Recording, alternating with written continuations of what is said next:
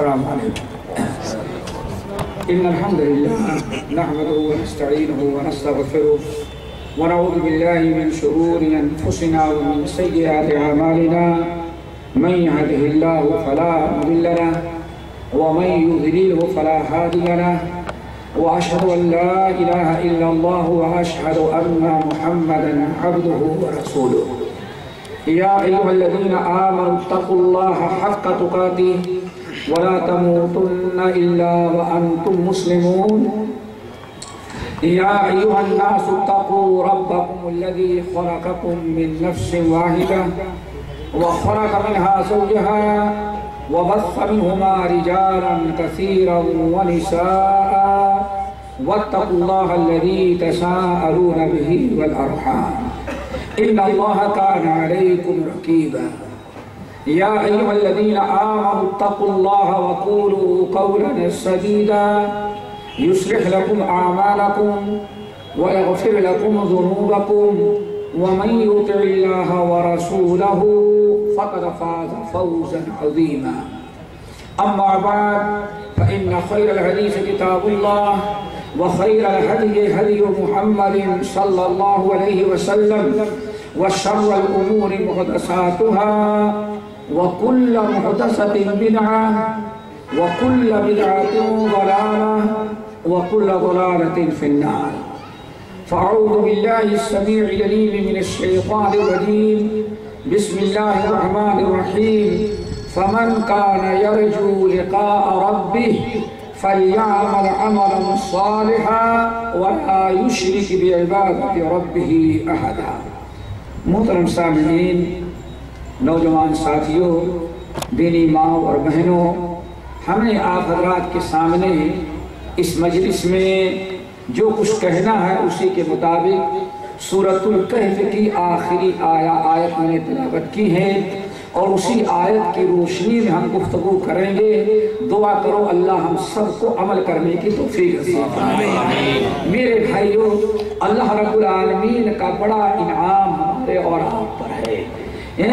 اللہ نے اتنے نعمتوں سے ہم کو اور آپ کو نوازا ہے کہ رب العالمین نے فرمایا وَأَسْبَغَ عَلَيْكُمْ نِعَمَهُ ظَاهِرَةً وَبَاطِنًا. اے لوگو، اللہ تعالیٰ نے تم کو اپنی نعمتوں سے ڈھانپ لیا ہے. ظاہری باطنی جتنی بھی چیزیں ہیں ہر اعتبار سے اللہ نے آپ کو نعمتوں سے ڈھانپ لیا ہے. آج دنیا بہت ساری چیزوں کو تعداد میں شمار کر لیتی ہے، گن لیتی ہے، لیکن آپ پر اور ہم پر، ایک انسان پر اللہ تعالیٰ نے کتنی نعمتیں ہیں، کتنی نعمتوں سے انسان پر نوازا ہے. رب العالمین کا فرمان ہے وَإِن تَعُدُّوا نِعْمَةَ اللَّهِ لَا تُحْصُوهَا. میرے بندو بس میرا شکر ادا کرتے رہو. اگر تم میری نعمتوں کو گننا چاہو تو تم میں سے کوئی انسان میری نعمتوں کو گن نہیں سکتا. اللہ تعالیٰ ہم سب کو شکر گزار بنائے اور جو نعمتیں دی ہیں ان کی قدر کرنے کی توفیق عطا فرمائے. ہمیں حدیث یاد آ رہی، آپ لوگوں کو بتاتا چلوں کہ اللہ تعالیٰ نے کس قدر نعمتوں سے ہم تمام لوگوں کو نوازا ہے. نبی علیہ السلام ارشاد فرماتے ہیں قیامت کے دن حشر کے میدان میں ہر انسان کے لیے 3 دیوان سامنے کھول کر کے پھیلا دیے جائیں گے. دیوان سمجھتے ہیں نا آپ لوگ؟ رجسٹر. دیوان کہتے ہیں وہ پرانے زمانے میں پٹواری جو لے کے آتا تھا 1.5 میٹر کا رجسٹر لپیٹتا جاتا تھا، سمجھ گئے؟ اس کو کہا جاتا ہے دیوان. 3 دیوان لائے گئے. ہم میں اور آپ میں سے ہر انسان جو بھی رب کے سامنے حساب کتاب کے لیے قیامت کے دن کھڑا ہوا، ہر آدمی کے سامنے اس کے 3 دیوان پھیلا دیے جائیں گے. اور دیوان کتنا بڑا ہوگا؟ نبی علیہ السلام فرماتے ہیں مد البصر. ایک انسان کی نگاہ کھلے میدان میں دن کی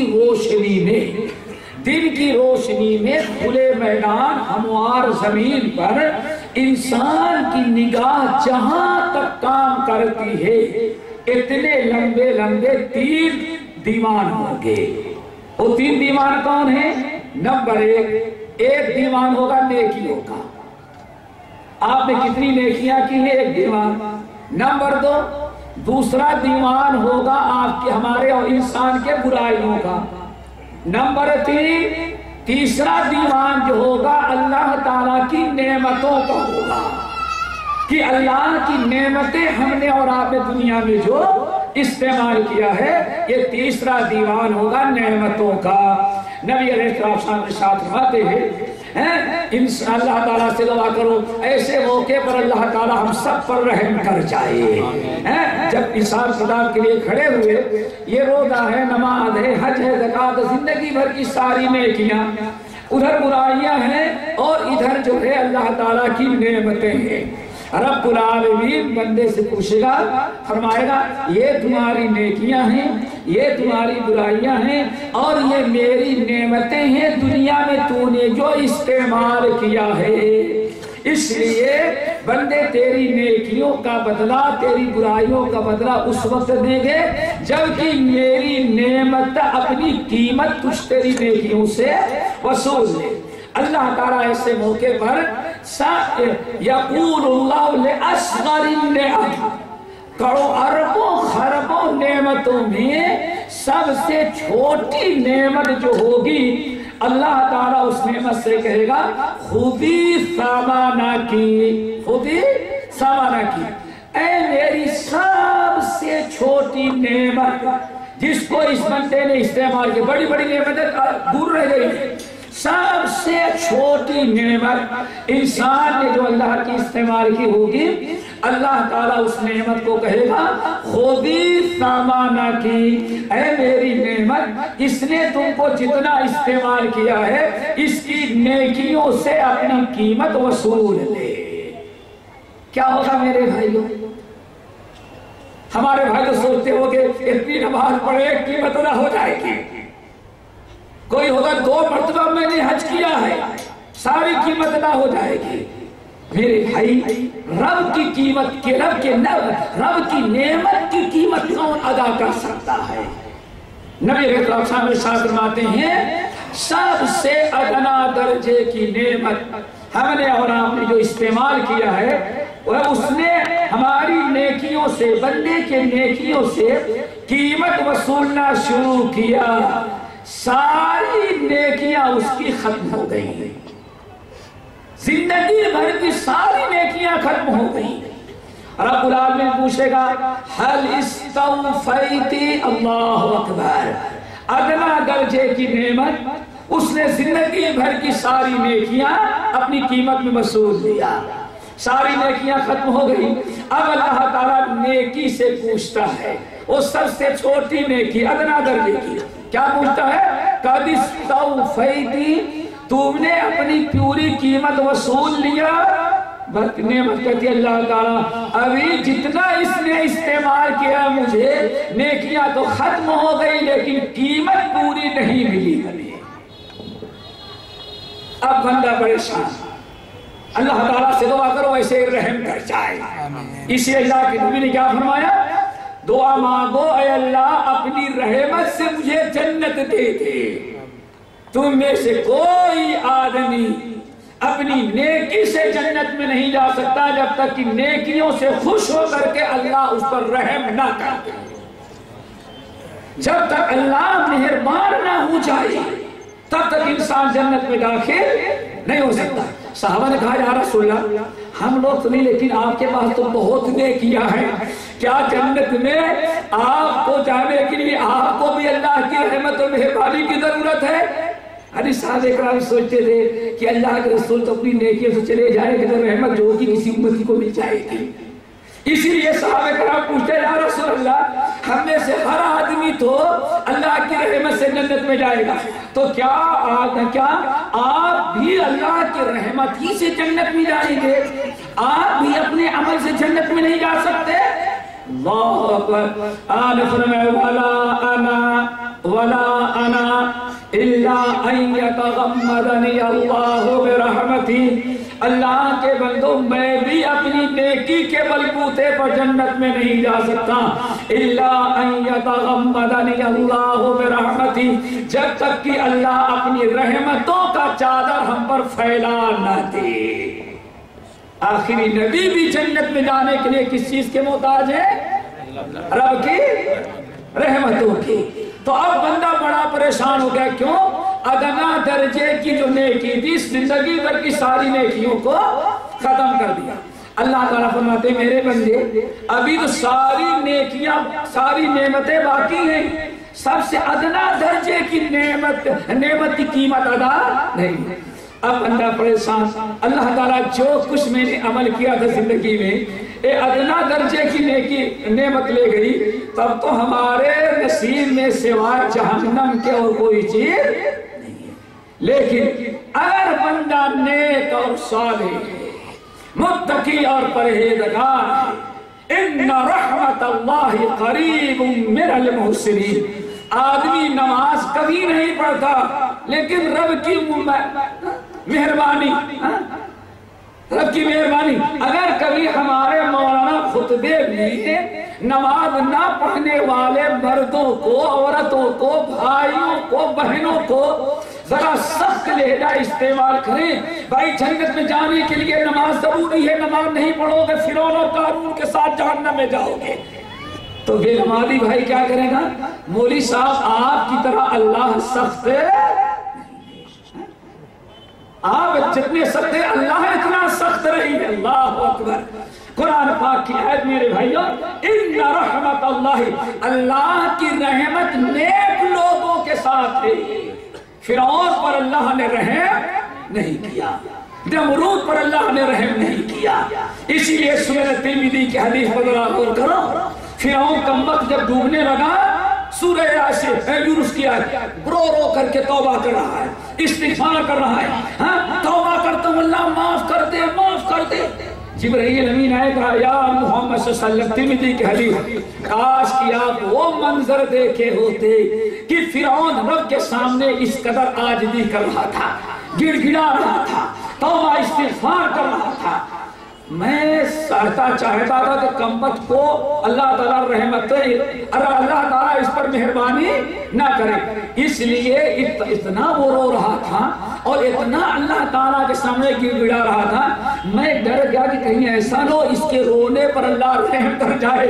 تو یا محمد صلی اللہ علیہ وسلم آپ نے وہ منظر نہیں دیکھا، میں دریا کا کیچڑ اٹھا کر کے فرعون کے منہ میں ٹھوس رہا تھا تاکہ کمبخت کی آواز نہ نکل سکے۔ اللہ اکبر۔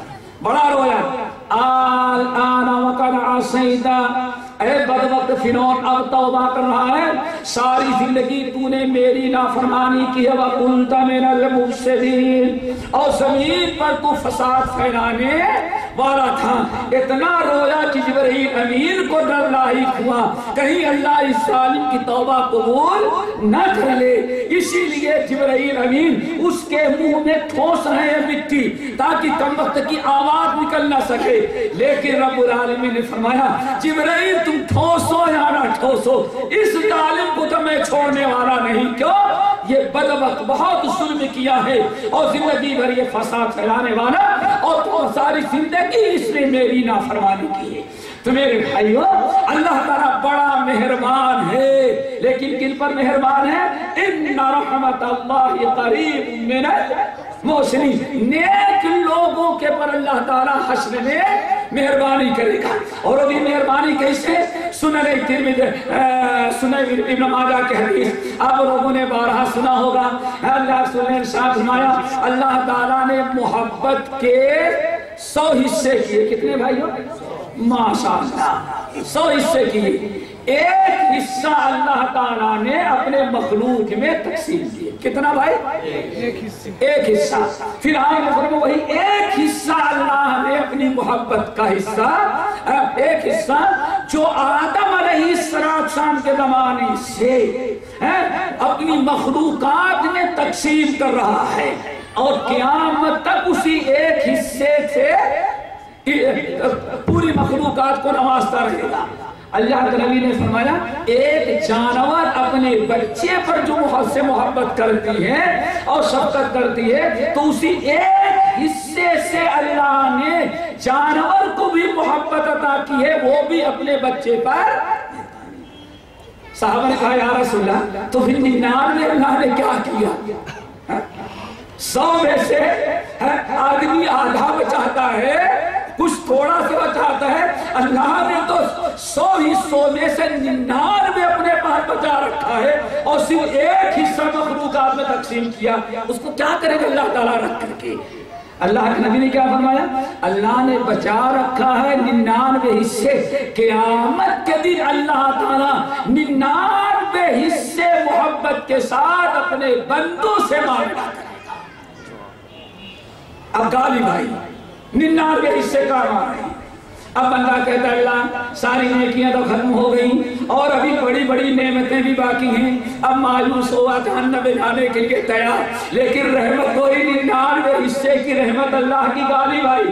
اللہ تعالیٰ بندے سے کہتے ہیں اے میرے بندے پریشان نہ ہو، ایسا کر قد ضاعفت حسناتک، اللہ اکبر، قد ضاعفت حسناتک ووهبت نعمی لک، او کما قال علیہ السلام، بندے پریشان نہ ہو، تو دنیا میں نیک کام کرتا تھا، اچھا عمل کرتا تھا، محسنین میں سے ہے، اس لیے ایسا کر جتنی نعمتیں یہ میری تو نے استعمال کیا ہے اور اتنے بڑا دیوار بھرا پڑا ہے نعمتوں سے، جا ہم نے ساری نعمتیں تجھے گفٹ میں دے دیا۔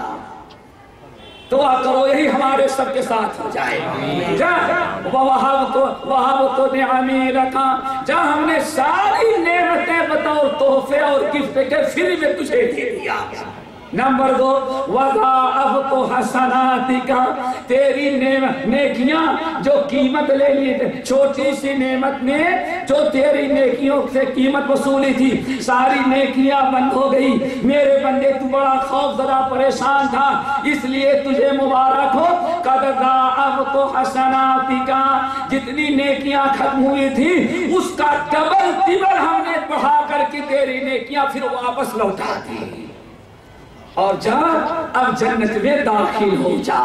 میرے بھائیوں اللہ نے بڑے انعامات سے نوازا ہے، لیکن سب سے بڑی نعمت جو بتانا چاہتا ہوں دوستو، سب سے بڑی نعمت کیا ہے؟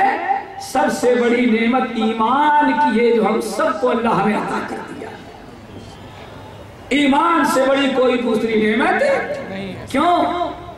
اگر ایمان نہ ہو تو اللہ فرماتے ہیں انسان اور جانور میں کوئی فرق نہیں، بلکہ اولئک کالانعام بل ھم اضل، جن کو ایمان نصیب نہیں اللہ فرماتے ہیں ان کے جانور بھی ان سے اچھے ہیں۔ کیوں؟ ان کا گھوڑا ان کا وفادار ہے، انسان اپنے خالق کا بے وفا ہے، وفادار نہیں۔ ارے ذلیل مخلوق کتا ہے، کتے کو مشکل سے روٹی دیتے ہو اور 24 گھنٹے ڈیوٹی کرتا ہے، اور تو اشرف المخلوقات ہو کر کے 5 مرتبہ رب کے لیے نماز پڑھنے کی فرصت اور ٹائم نہیں نکالتا۔ اس لیے اللہ نے فرمایا کیا؟ اولئک کالانعام بل ھم اضل، جن کو ایمان نصیب نہیں وہ جانور ہیں، بلکہ اللہ نے فرمایا وہ تو اپنے جانوروں سے بھی زیادہ بدتر ہے۔ کیوں؟ ان کا ہر جانور ان کا وفادار ہے، اگر گائے دودھ نہ دے تو مار پیٹ کر کے پکڑ باندھ کر کے دودھ نکالے گا، آخرکار گائے دودھ دینے کے لیے تیار ہو جاتی ہے، لیکن مولوی تقریر کرتے کرتے سمجھا کر کے بوڑھا ہو گیا، لیکن بے نمازی مسلمان آج تک سدھرا یہ ہے میرے بھائیوں، یہ نہیں سمجھتا۔ تو اللہ تعالیٰ نے اللہ سب سے بڑی نعمت دوستو کیا ہے؟ ایمان۔ کتنی بڑی نعمت ہے میرے بھائیوں، اللہ نے کتنا بڑا احسان ہم پر اور آپ پر کیا۔ صحیح بخاری کی حدیث، حکیم ابن حزام، صحابی کا نام یاد رکھنا، حکیم ابن حزام۔ حکیم ابن حزام جو ہیں ان کا شمار معمرین صحابہ میں سے، یعنی وہ صحابہ کرام جن کو اللہ نے بڑی لمبی زندگی دی تھی۔ اللہ تعالیٰ نے حکیم ابن حزام کو 120 سال کی زندگی دی۔ کتنا دوستو؟ 120۔ اللہ نصیب والے تھے، لیکن بڑا کمال یہ ہے کہ 120 سالہ زندگی پوری 2 حصوں میں 60 سالہ ابتدائی زندگی کفر کی ہے اور آخری 60 سالہ زندگی ایمان کی. اللہ کا نظام ذرا دیکھو، بالکل تقسیم برابر. 60 سالہ ابتدائی زندگی کفر کی اور آخری 60 سالہ زندگی ایمان کی. ایمان لائے، اللہ رسول برابر اسلام کی دعوت دیتے تھے، ٹالتے تھے. ایک دن اللہ نے ان کے دل میں اسلام کو ڈال دیا. بتانا چاہتا ہوں میرے بھائیوں، کتنی بڑی نعمت ایمان ہے جو اللہ نے ہمیں عطا کیا ہے. اس نعمت کی قدر کرو. حکیم بن ہزام 60 سال کے بعد مسلمان ہوئے اور تھے بڑے نیک لوگوں میں سے. عرب میں مکے میں کوئی انسان اپنی بچیوں کو زمین میں گاڑنے لگتا تو یہ چلے جاتے قیمت دے کر کے باپ سے بچی کو خریدتے، لا کر کے اس کی پرورش کرتے. شادی بیواہ کی باری آتی، باپ کو بلاتے چاہو تم لے جاؤ ورنہ میں اس کی شادی کر دوں گا. 50 بچیوں کی جان بچائی. اللہ اکبر. سینکڑوں غلام آزاد کیے. خانے کعبہ کا طواف کرنا، ہر سال حج کرنا اور اسی طرح سے حاجیوں کی فری میں خدمت کرنا، بے شمار صدقات اور خیرات کرنا، ساری نیکیاں وہی کرتے تھے جس کی اسلام میں بڑی قدر و قیمت ہے. اس لیے 60 سال کے بعد جب وہ مسلمان ہوئے تو اللہ رسول کے پاس آئے. یا رسول اللہ، یا رسول اللہ، ارأیت امورا کنت اتحنس بها فی الجاہلیہ. یا رسول اللہ، ارأیت امورا کنت اتحنس بها فی الجاہلیہ. آپ ذرا بتائیے ہمارے وہ 60 سالہ زندگی جو کلمہ پڑھنے کے پہلے میں کرتا تھا، کلمہ پڑھنے کے پہلے 60 سالہ زندگی میں ہم نے وہی نیکیاں کی ہے جو جس کی دعوت آپ دیتے ہیں. اسلام میں ان کی بڑی قدر و قیمت ہے. ارائیت امورا کنت اتحنس بها فی الجاہلیہ. آپ ذرا بتائیے میرے ان اعمال کے بارے میں، ان نیکیوں کے بارے میں جو اسلام سے پہلے میں کیا کرتا تھا. نیکیاں ہیں، اسلام میں بھی نیکیاں ہیں. سوال یہ ہے کلمہ تو آج پڑھ رہا ہوں، کیا اللہ تعالیٰ میری ان نیکیوں کو قبول کر کے آج سے جو نیکیاں کریں گے اسی میں بڑھاتا جائے گا کہ اللہ تعالیٰ کلمہ پڑھنے کے پہلے زندگی بھر میں 60 سالہ زندگی میں جو میں نے نیکیاں کی ہیں وہ ساری نیکیاں کینسل کر دے گا اور کلمہ پڑھنے کے بعد نیکیوں کا نیا اکاؤنٹ جو خلق ہو دے گا. پرانا اکاؤنٹ ختم ہو گیا.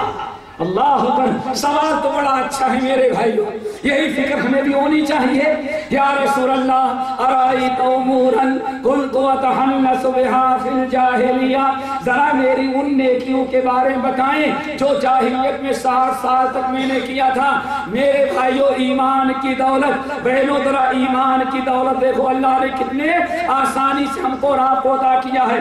آپ نے فرمایا یا حکیم، آپ نے حکیم بن ہزام کا سوال سنا، صحیح بخاری کی روایت، اور آپ ہنس پڑے. فرمایا یا حکیم اسلمت بما اسلفت من خیر.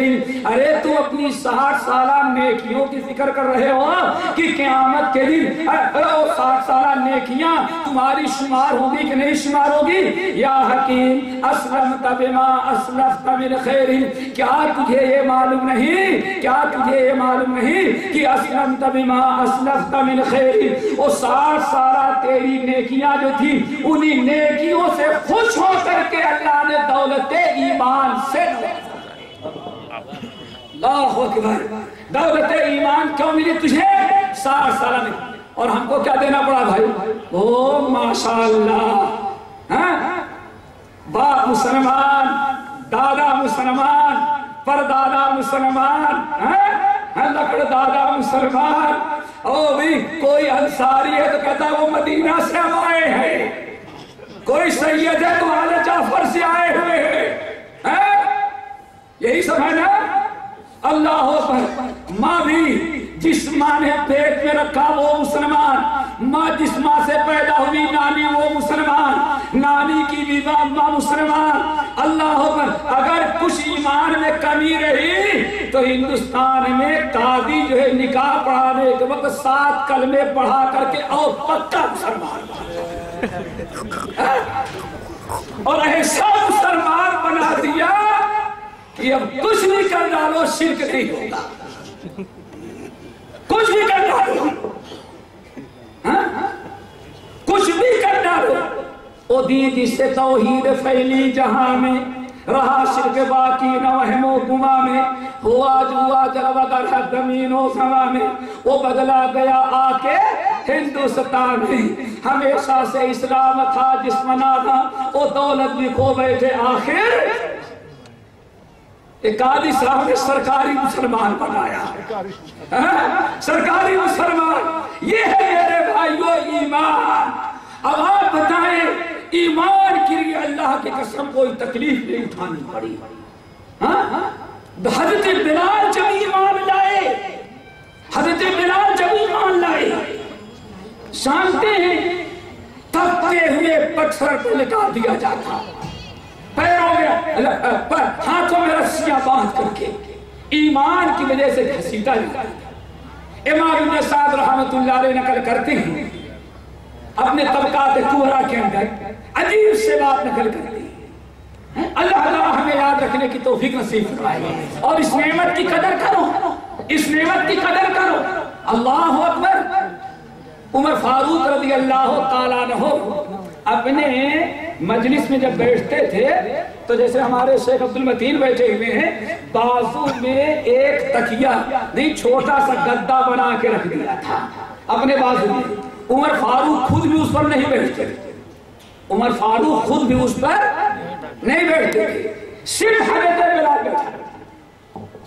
جب بھی حضرت بلال آتے تو ایمان کے خاطر حضرت بلال کو جو تکلیف دی گئی تھی، کپڑے اتار کر کے تپتے ہوئے پتھروں پر لٹا کر سینے پر لکڑی رکھی جائے اور ہاتھ پکڑ کے گھسیٹا جاتا تھا، باز آ جاؤ اسلام سے۔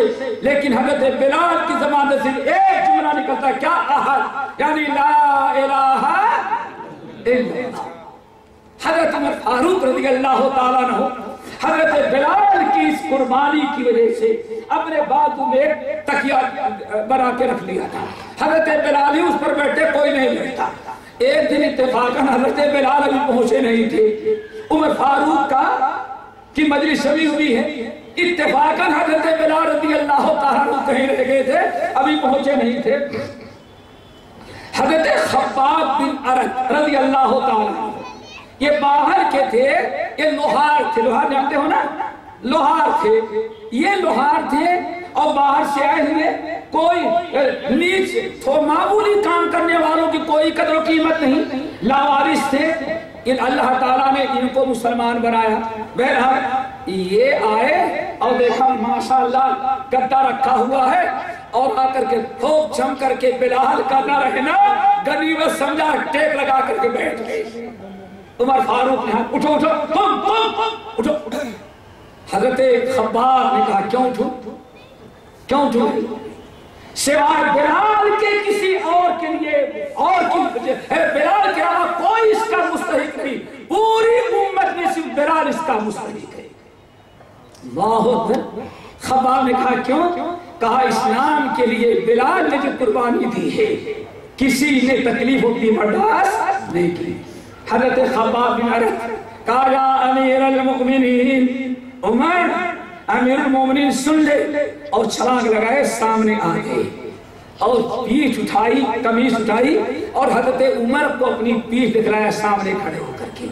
عمر فاروق دنگ رہ گئے، پوری پیٹھ جو ہے ان کی داغدار چلی چلی، پوری پیٹھ چلی چلی، ایک چمڑا نظر نہیں آ رہا۔ حضرت بلال نے کہا، حضرت عمر فاروق نے کہا اے خباب یہ کیا ہے؟ کہا آپ کو معلوم نہیں؟ اللہ کی قسم اگر بلال اس کا مستحق ہے تو بلال سے بڑا خباب اس کا مستحق ہے۔ کہا کیوں؟ کہا بلال کو تو تپتے ہوئے پتھر پر لٹایا جاتا تھا اور جب میں مسلمان ہوا تو پتھر پر نہیں آگ کا انگارہ جلایا جاتا۔ آگ کا انگارہ جب تیار ہوتا ہمارے کپڑے اتار کر کے مکے کے کفار ہمیں پیٹھ کے بل لٹا کر کے اور بڑی سے لکڑی سینے پر رکھ کر کے دبا لیتے۔ تو اللہ کی قسم مکے میں کوئی ایک انسان ایسا نہیں تھا جو آ کر کے مکے والوں سے کہے ارے اس غریب لوہار کو چھوڑ دو، کیا اس نے جرم کیا ہے، مسلمان ہو گئے لیکن ہے تو انسان۔ کوئی ایسا آدمی نہیں تھا، کسی کے اندر جرات نہیں تھی، اور کہتے اللہ کی قسم میرے بدن کی چربیاں پگھل کر کے انگارے پر گرتی، تب آگ کا انگارہ مرجھا جاتا، تب مجھے کوئی راحت ملتی۔ اے عمر، اگر بلال اس کا مستحق ہے تو بلال سے زیادہ خباب اس کا مستحق ہے۔ عمر فاروق اٹھے اور پکڑ کے بڑے عزت کے ساتھ لائے، ان کی جگہ پر بیٹھایا۔ یہ تکلیفیں برداشت کی ہیں ایمان کے خاطر، ہم نے اور آپ نے تو کوئی ایمان کے خاطر تکلیف برداشت نہیں کی۔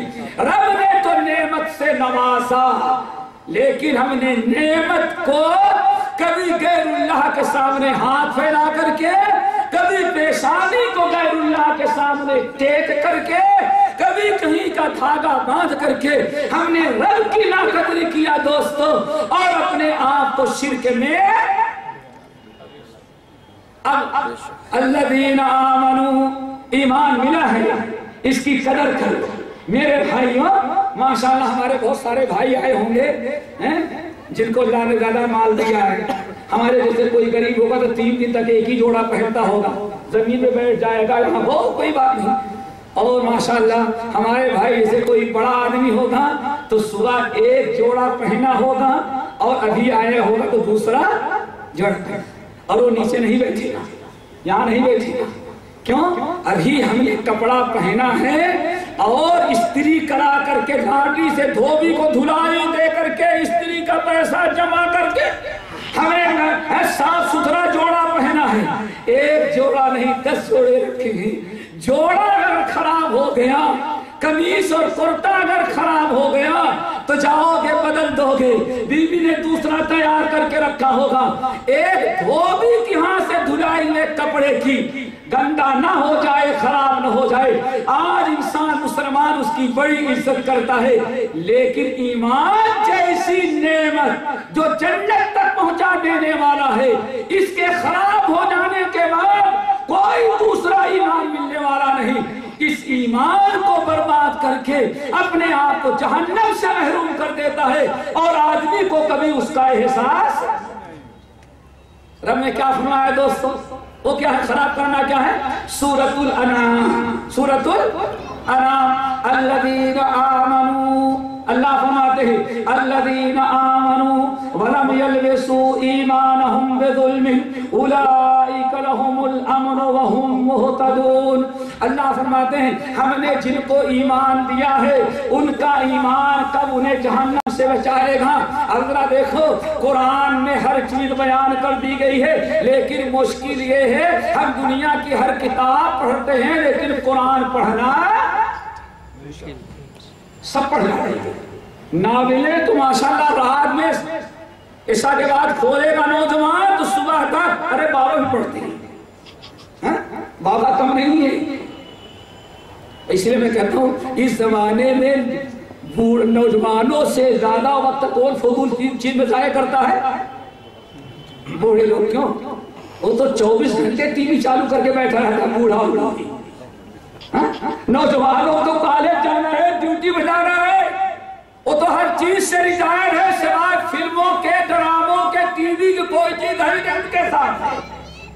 میرے بھائیو یاد رکھو ایمان خراب کیسے ہوتا ہے۔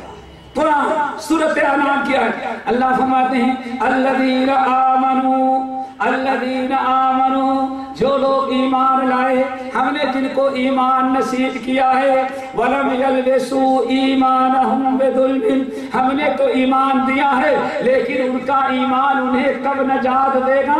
جب اپنے ایمان کو وہ بچائیں گے، اپنے ایمان کی حفاظت کریں گے۔ الذین آمنوا ولم یلبسوا ایمانہم بظلم اولئک لہم الامن وہم مہتدون۔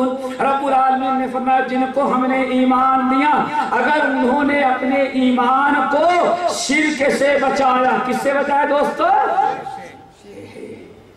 اللہ تعالیٰ سے دعا کرو تمام مسلمانوں کو شرک سے بچائے۔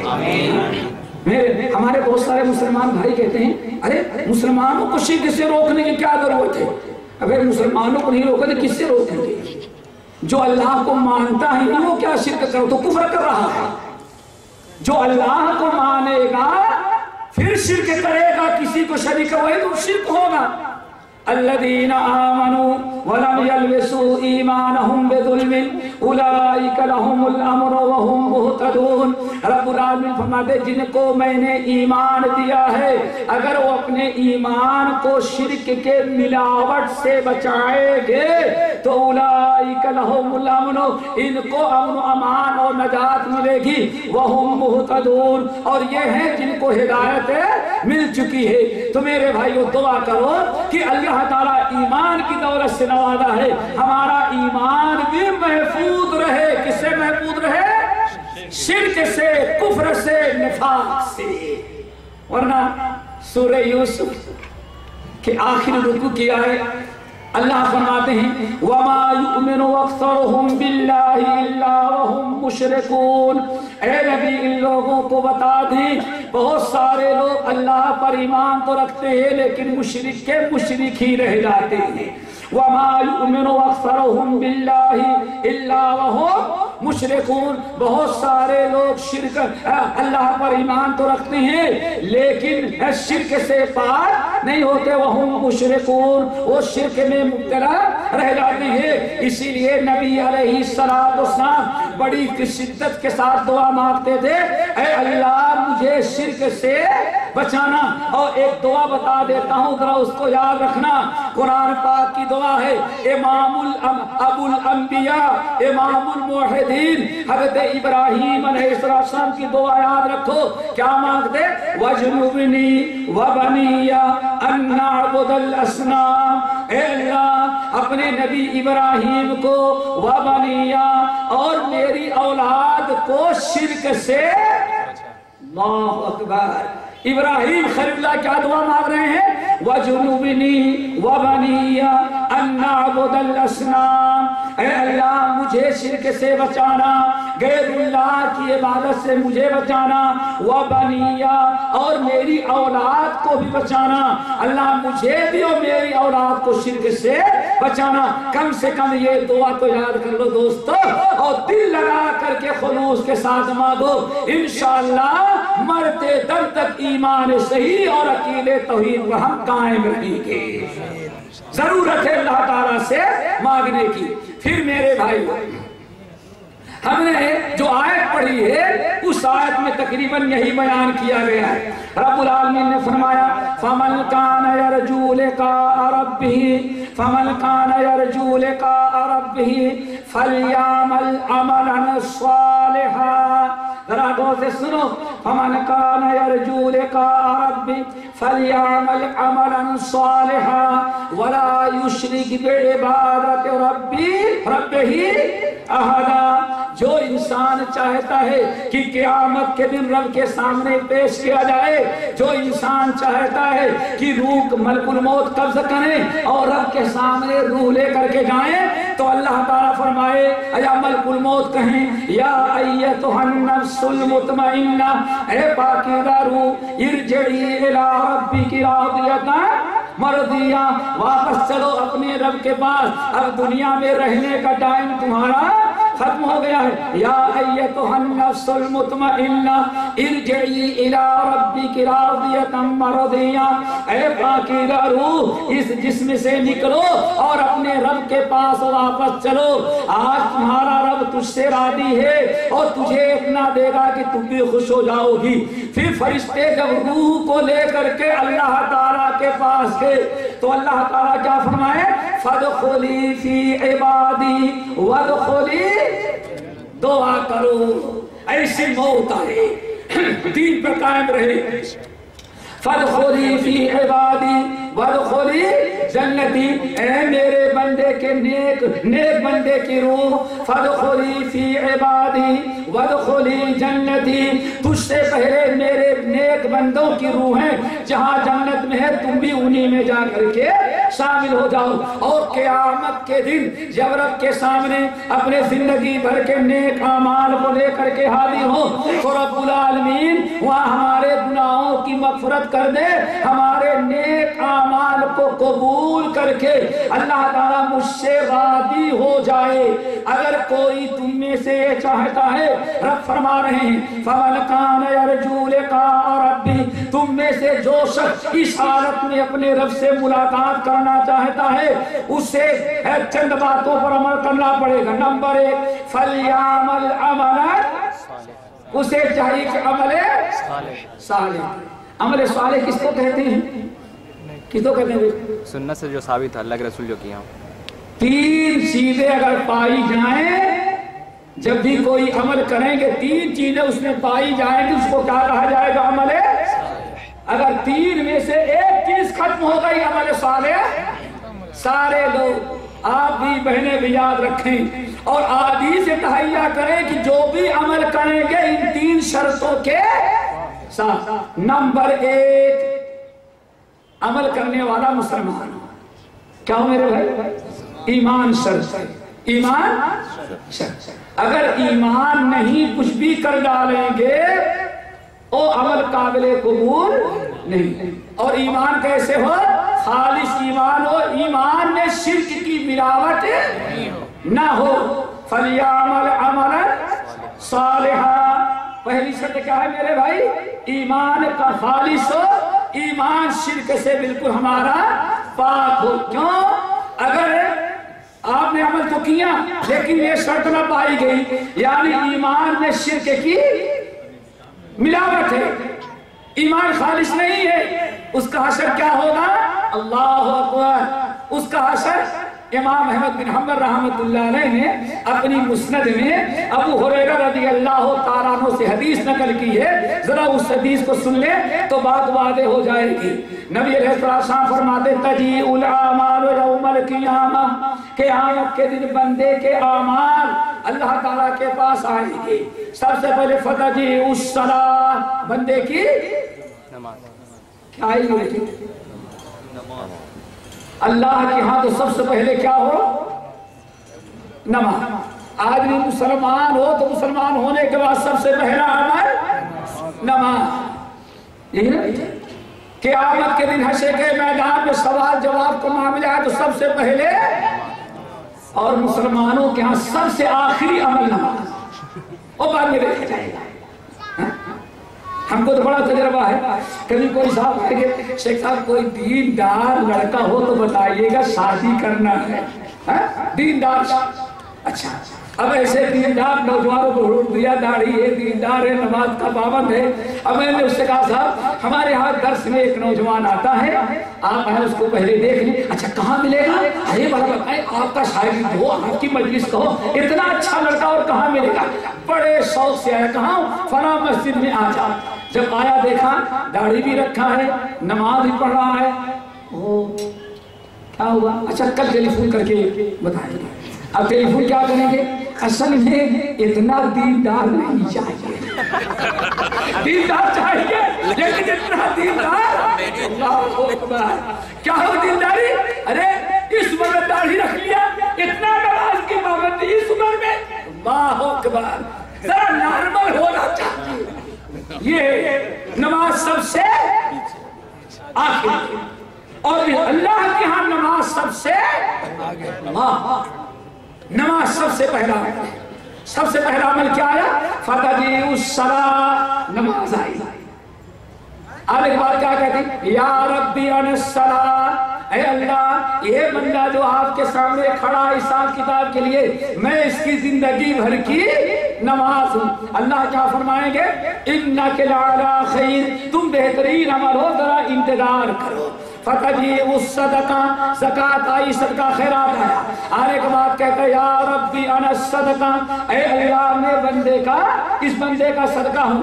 اللہ فرمائے کہ انک لعلی خیر، تم بہترین عمل ہو، انتظار کرو۔ اتنے میں فیجیء الصیام، روزہ آیا، کہتا ہے یا ربی عن الصیام، اے اللہ میں اس بندے کا روزہ ہوں جو اتنے گرمی کے موسم میں اتنے پابندی کے ساتھ تکلیف اور مشقت برداشت کر کے ہم کو رکھا کرتا تھا، میں اس بندے کا روزہ ہوں۔ اللہ کیا فرماتے ہیں؟ انک لعلی خیر، تم بہترین عمل و انتظار کرو۔ نماز بھی انتظار میں رکھ دی گئی، روزہ بھی رکھ دیا گیا اور زکات بھی رکھ دیا۔ اب انسان کے تلاوت قرآن آئی، حج آیا، عمرہ آیا، سب کو اللہ تعالیٰ نے فرمایا انتظار کرو۔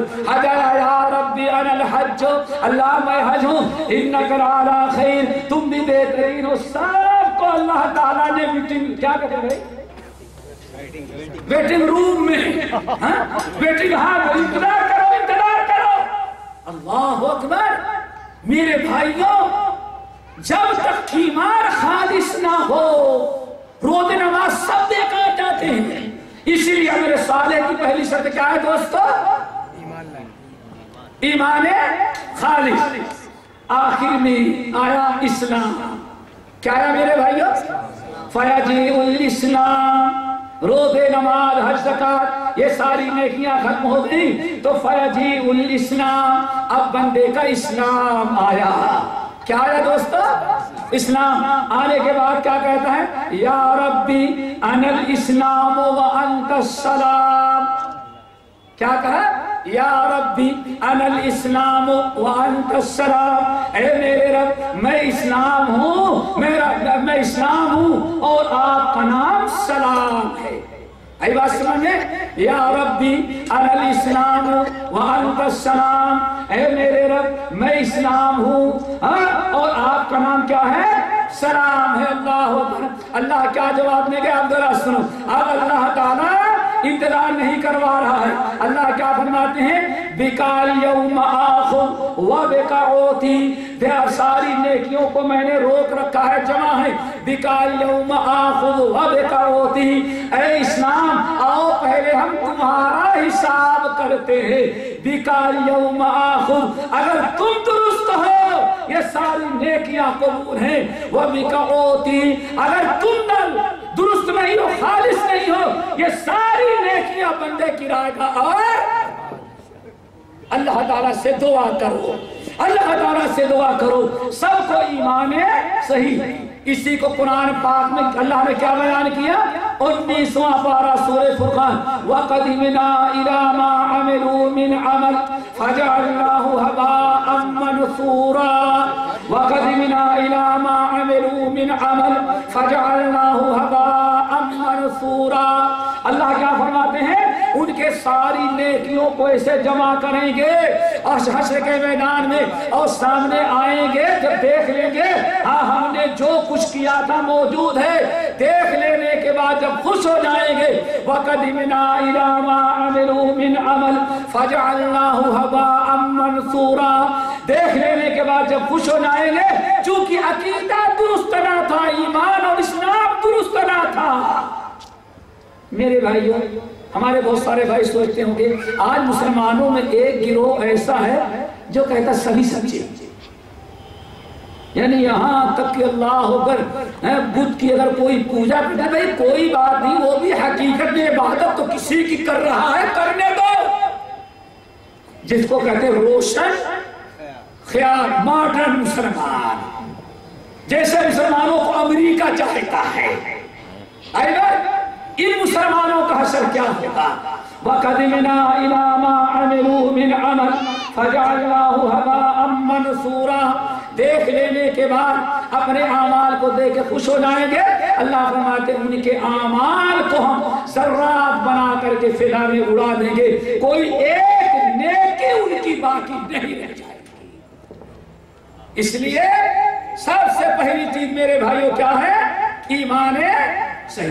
اگر مومن نہیں تو اس کا کوئی عمل صالح نہیں۔ ورنہ ہم لوگ بتائیں سب سے پہلے جنت کس کو جانا چاہیے؟ ہمارے مولانا عبد المتین اللہ کا جزائے خیر دے، ہمارے پرانے ساتھی ہیں، سب کچھ کرتے ہیں، لیکن کبھی کسی غریب کی، کسی لنگڑے کے میل کچیل کو دھل کر کے کبھی میرے خیال سے نہ ہم کو توفیق ہوئی نہ ان کو توفیق ہوگی روڈ پر اسٹیشن پر پڑا ہو ایک عورت نے بڑا کام کیا، سمجھ گئے نا؟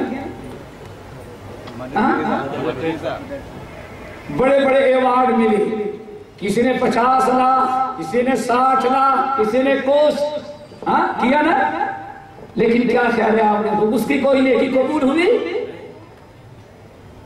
پھر نارے و سقر جہنم میں بغیر حساب کے تھے. کیوں؟ بہت عمل کیا لیکن جو بنیاد ہے ایمان وہ نہیں لائی، ایمان اس کے پاس نہیں تھا. دوسری شرط کیا ہے میرے بھائیو؟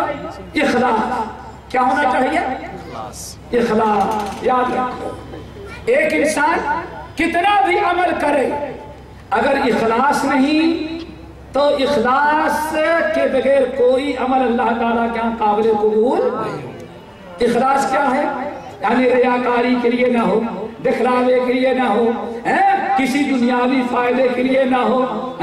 ہمارے ہاں شارجہ میں بتاؤ کیسے ایک انگریز کمپنی پائپ بڑی مشہور کمپنی، اس کمپنی میں کام لوگ مسلمان کرتے تھے اور منیجر جو تھے ہمارے شاگرد ہیں وہاں کے، اللہ اکبر. تو کچھ لوگ بڑے نمازی تھے، وہ نماز کی اجازت تھی کمپنی کی طرف سے. لوگ نماز پڑھنے کے لیے جائیں ظہر کی نماز پڑھنے کے لیے تو نماز پڑھنے میں کتنا ٹائم لگے گا بھائی؟ میں سمجھتا ہوں اگر 14 رکعت بھی پڑھے گا تو 14 منٹ کافی ہے. کیوں بولنا 14 منٹ تو کافی، 5 منٹ وضو کے لیے، لیکن 45 منٹ کتنا؟ تو کمپنی چونکہ انگریز کی تھی، اس نے ہمارے ساتھی جو منیجر تھے ان سے کہا کہ بھائی اب نماز کی چھٹی نہیں ہوگی. اب دیکھو اخلاص کے ساتھ اب نماز کی چھٹی نہیں ہوگی. جو نماز پڑھے گا اس کی تنخواہ، اور دیکھ لو کہ نماز پڑھنے کے لیے گیا تو کتنا ٹائم، 10 منٹ یا 15 منٹ. پھر مہینہ پورا ہونے کے بعد اس منٹ کو گھنٹوں میں تبدیل کرو، اتنی تنخواہ کاٹ دو.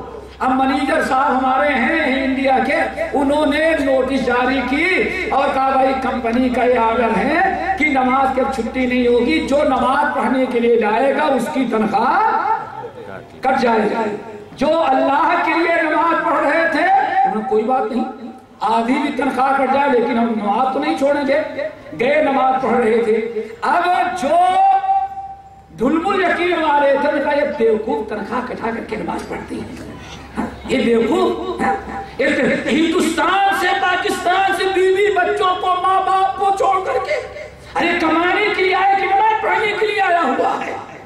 اب جتنے تھے دھلم یقین انہوں نے پیسے کی لالچ میں تنخواہ بچانے کے لیے نماز چھوڑ دیا، اور جتنے نمازی تھے کہ الٹو جا رہا ہے بیوقوف. اور جب رپورٹ دی تو کمپنی کا جو منیجر تھا اس نے پوری تنخواہ دی، 1 پیسہ بھی نہیں کاٹا. دیکھا کوئی امتحان لے رہا تھا، 1 پیسہ بھی تنخواہ کا اس نے نہیں کاٹا. اب جو لوگ بڑے ہوشیار بن رہے تھے انہوں نے کہا یہ تو پیسہ نہیں کاٹتا، ارے نماز کے بہانے آرام کر لیتے تھے 2 گھنٹے وہ بھی چلا گیا. یہ ہے اخلاص. کتنے لوگ ہوں گے جو اللہ کے لیے نہیں کر رہے. اچھا اب وہی جب تنخواہ نہیں کٹی تو پہلے سے بھی زیادہ نمازی ہو گئے مسجد میں. یہ کمپنی ہماری ڈراتا ہے صاحب ہم نہیں اب چھوڑ نماز چھوڑیں گے. اس نے کیا کیا؟ منیجر کو کہا کہ جو تنخواہ پچھلے مہینے تنخواہ کٹنے کی پرواہ کیے بغیر جو نماز کی پابندی کرتے رہے ان کا نام الگ نوٹ کرو، اور اب تنخواہ نہیں کاٹا پھر دوبارہ جس نے نماز شروع کیا ان کا الگ سے نام نوٹ کرو. اب تنخواہ ملی تو واقعی ان کی تنخواہ اس نے کاٹ لی. اب شور بچائے ہنگامہ کیا، ارے ان کی تنخواہ کیوں نہیں کٹی؟ منیجر نے کہا یہ اللہ کے لیے پڑھتے ہیں اس لیے میں روک نہیں سکتا، اور تم اللہ کے لیے نہیں پڑھتے. کیوں؟ اللہ کے لیے پڑھتے تو تنخواہ کٹنے کی پرواہ. دیکھا آپ نے اللہ کے لیے. بھائی سارا عمل کس کے لیے ہو؟ صرف اللہ. تیسری بڑی اہم چیز ہے اللہ تعالیٰ سے دعا کرو. بیان کر دوں کہ چھوڑ دوں بیٹے؟ بھائی سنیں یہ پھر اگر کبھی یہ سارا ایک بیان کرنے کے کوئی. تیسری شرط کیا ہے؟ بڑی ضروری ہے. ایمان ہو، اخلاص ہو، اور عمل جو ہے سنت کے مطابق. اگر سنت سے 1 انچ ہٹ گیا تو عمل ہمارا قابل قبول. کیوں؟ ہمارے ہاں کچھ لوگ ہیں، ارے بھائی آپ تو ایسا کرتے ہیں، ایسی باتیں بتا کر کے لوگوں کو بھڑکا دیتے ہیں۔ اللہ اکبر، میرے بھائیو خیر خواہ ہے، ہمدردی ہے، ہم نہیں بتائیں گے اپنے مسلمان بھائی کو، کون بتائے گا؟ اب تو فرشتہ بتانے کے لیے نہیں آئے گا، ہمارا کام ہے، ہم نہیں بتائیں تو میری گردن نہ پڑے گی قیامت کے دن، ہماری ذمہ داری ہے، اس لیے بتا دینا چاہیے۔ کچھ لوگ کہتے ارے بھائی کوئی کیسا بھی ہے تو مسلمان عمل تو کم سے کم کر تو رہا ہے، قبول کرنے والا اوپر ہے، آپ کو اللہ تعالیٰ قبول کرنے کا ذمہ دار کہاں ٹھہرایا؟ غالب دل کو بہلانے کے لیے غالب خیال اچھا۔ اب میں سوچتا ہوں ایک حدیث سنا کر کے بات کو آگے بڑھا دیتے ہیں۔ سنن ترمذی، مسند احمد بن حنبل اور شعب الایمان للبیہقی، بڑی اہم حدیث ہے، اس کو یاد رکھیں گے تو بڑا مسئلہ آسان ہو جائے گا۔ نبی علیہ السلام ارشاد فرماتے ہیں اے لوگو ان لکل عمل شرہ ولکل شرۃ فترہ فمن کانت فترتہ الی سنتی فقد ہدی ومن کانت فترتہ الی غیر ذلک فقد ہلک اے لوگو، اللہ رسول کتنی پیاری بات بیان کرتے ہیں، اے لوگو ان لکل عمل شرہ، ہر انسان جب عمل کرنا کوئی عمل کرتا ہے تو عمل کرنے کے پہلے اس کے دل میں عمل کرنے کا شوق و جذبہ پیدا ہوتا ہے۔ آپ یہاں آئے ہیں اڑ کر کے نہیں آگے، 2-4 دن سے آپ کے دل میں یہاں آنے کا جذبہ ہوگا، شوق ہوگا، تب آپ آئے ہیں۔ ان لکل عمل شرہ، اے لوگوں ہر عمل کا ایک کیا ہوتا ہے؟ جذبہ ہوتا ہے، شوق ہوتا ہے۔ وَلِكُلِّ شَرَّةٍ فَتْرَةٌ، اور ہر عمل کی، ہر شوق کی ایک انتہا ہوتی ہے۔ مثال کے طور پر اگر آپ یہاں آنے کا ارادہ رکھتے، سواری نہ ملی، آپ نہ آتے تو ہفتے بھر آپ کے دل کو بے چینی رہتی۔ سکون کب ملے گا؟ جب آپ آ جائیں۔ چلو ان لکل عمل شرہ ولکل شرۃ فترہ، اب شوق بھی ہے، جذبہ بھی ہے، اور آپ جذبے کو ٹھنڈا بھی کر لیے، عمل بھی کر لیا، لیکن عمل کرنے کے بعد اللہ رسول کیا فرماتے ہیں؟ فَمَنْ كَانَتْ فَتْرَتُهُ إِلَىٰ سُنَّتِي، پھر عمل کرنے کے وقت اپنے جذبے کو، اپنے شوق کو عملی جامہ پہنانے کے وقت فَمَنْ كَانَتْ فَتْرَتُهُ إِلَىٰ سُنَّتِي، عملی جامہ پہنانے کے وقت جس نے میری سنت کے مطابق عملی جامہ پہنایا، فَقَدْ هُدِیَ، اس کو ہدایت مل گئی، اس کا عمل اللہ نے قبول کر لیا۔ آئی بات سمجھ میں؟ اب آگے ذرا سنو، آگے ایمان بھی ہے، کیا ہے؟ ایمان بھی ہے، اخلاص بھی ہے، شوق و جذبہ بھی ہے، نیت بہت ہی اچھی ہے، صاف ہے، نیت پر کوئی شک نہیں، ایمان پر کوئی شک نہیں، خالص مسلمان ہے، موحد ہے، مخلص ہے، لیکن فمن کانت فترتہ الی غیر ذلک، لیکن اللہ کے رسول فرماتے ہیں رب کے فرما برداری یا جو نیک عمل کرنے کا جذبہ تھا اس کو عملی جامہ پہنانے میں الی غیر ذلک، میری سنت کے مطابق نہ ادا کیا، کسی اور کے طریقے کو اپنایا، فقد ہلاک، وہ ہلاک و برباد ہو گیا۔ لوگ تو کہتے ہیں کوئی بات نہیں، عمل تو کر رہا ہے، نہ کرنے والوں سے تو ارے اللہ کے بندو غور کرو، اگر عملی جامہ پہنانے میں سنت کا دامن چھوٹ گیا تو اللہ کے رسول نہیں فرماتے ارے بھائی کچھ بھی نہیں، چلو نیت تو صاف ہے، نہیں، نیت صاف ہے، مخلص ہے۔ اللہ رسول نے فرمایا فقد ہلاک، عمل کرنے کے باوجود کیا ہوا؟ ہلاک اور برباد ہوا۔ اور ایک چیز اور یاد رکھنا میرے دوست، اللہ کے نبی امام شافعی رحمۃ اللہ علیہ کی قبر کو نوروں سے اللہ تعالیٰ بھر دے، امام شافعی رحمۃ اللہ علیہ کہتے تھے ہر صحیح حدیث کی جڑ قرآن میں ہوتی ہے۔ کس کی لیتے ہیں؟ ہر حدیث کی، ہر صحیح حدیث کی بنیاد و جڑ کہاں ہوتی ہے؟ قرآن سے۔ اور ایک بے ایمانوں کا ٹولہ نکلا ہے، کہتے ہیں قرآن کو مانے گے، حدیث کو مانے گے۔ ہاں کہتے ہیں حدیث نہیں، صرف کیا چاہیے ہمیں؟ کیوں؟ آزادی مل جائے گی، 5 وقت کے بجائے 3 وقت پڑھے گا، نماز نہیں پڑھے گا، سمجھے نا؟ دجال کا ایمان نہیں لائے گا۔ اور اگر آپ کہیں گے تو کیا ہے؟ شیخ الاسلام کے زمانے میں ایک نے کہا ارے انگریزوں نے ٹرین نکالی ہے تو دجال ہے۔ کیوں؟ دجال آئے گا تو اس کے ساتھ دھواں ہوگا، ٹرین جو ہے کوئلے کی چلتی تو خود دھواں چھوڑ دیتا دجال۔ اچھا یاجوج ماجوج کون ہے؟ کہا انگریز جو ہے یاجوج ہے اور روس جو ہے ماجوج ہے۔ سب کچھ بتا دیا۔ ایسی گمراہی کی باتیں کون کرے گا جو حدیث سے اپنے آپ کو، اگر اسلام کی پابندی نہ کرنا ہو تو آسان راستہ ہے، حدیث کو نہیں مانتا۔ جو حدیث مانے گا تو اس کو اسلام کے دائرے میں۔ میرے بھائیو اب ذرا سوچو، بتا رہا تھا کہ اللہ کے رسول نے کیا جو حدیث بتایا کہ اللہ کے رسول نے فرمایا فاقد ہرا کو کیا ہو گیا؟ ہدایت۔ اب قرآن میں اس کی جڑ کہاں ہے؟ اس کی بنیاد کہاں ہے؟ آدمی عمل کرنے کے باوجود کہاں گیا؟ وہ برباد ہو گیا، جہنم میں گیا۔ قرآن میں کئی جگہ پر اس کا ثبوت تذکرہ ہے۔ نمبر 1 ارائیت الذی یکذب بالدین فذلک الذی یدعو الیتیم ولا یحض علی، آگے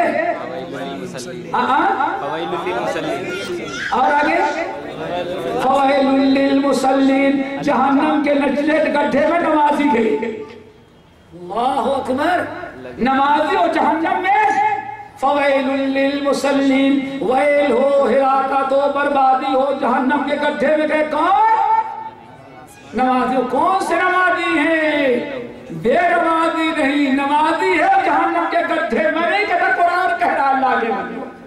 فویل للمصلین الذین هم عن صلاتهم، نماز پڑھتے ہیں لیکن بس اب ڈاؤن، کیا کرنا؟ ارے اب ڈاؤن ہو رہا بھائی، اوپر نیچے، نہ رکوع مکمل نہ سجدہ مکمل۔ اور سنت کیا ہے؟ رکوع سجدہ تمہارا مکمل ہو۔ اور کہاں ہے؟ ہر جمعے کو سنتے ہو عاملۃ ناصبہ، عمل کرتے کرتے تو تھک چکے ہوں گے، بڑا عمل کیا، عاملۃ ناصبہ، عمل کرتے کرتے تو تھک چکے ہوں گے، لیکن تصلیٰ نارا حامیہ، عمل کرتے کرتے تو تھک چکے ہیں لیکن سیدھے کہاں گئے؟ جہنم کے۔ تو پتہ چل گیا رب العالمین کا فرمان فَمَنْ كَانَ يَرْجُو لِقَاءَ رَبِّهِ فَلْيَعْمَلْ عَمَلًا صَالِحًا وَلَا يُشْرِكْ بِعِبَادَةِ رَبِّهِ أَحَدًا۔ اللہ تعالیٰ سے دعا کرو ہمیں ان باتوں پر عمل کرنے کی توفیق نصیب فرمائے۔ ایمان اسلام ایک نہایت جامع، نہایت مانی اور بہت ہی وسیع دین ہے۔ اسلام میں حقوق اللہ بھی ہیں اور حقوق عباد بھی۔